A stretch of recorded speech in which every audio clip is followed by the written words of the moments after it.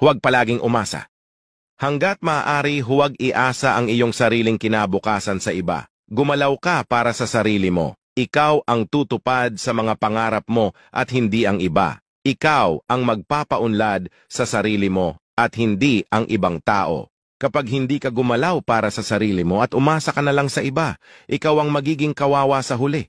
Kapag dumating ang araw at hindi ka na tinulungan ng taong sinasandalan mo, daig mo pa ang taong namamalimos sa kalsada. Kahahantungan mo ay higit pa sa wala kaya ikaw ay magiging kawawa. Tandaan mo, huwag mong panghawakan ang pangakong tutulungan ka, kaya ka palaging nakaasa. Dahil ang pag-iisip ng tao, katulad ng panahon, nagbabago at minsan mabilis ang pagbabago. Kaya habang bata ka pa at malakas, kumilos ka na. Kung hindi ka kikilos at palaging nakaasa lang, baka magulat ka. Isang araw matanda ka na at wala ka ng kakayahan para paunlarin ang sarili mo dahil huli na ang lahat para sa'yo.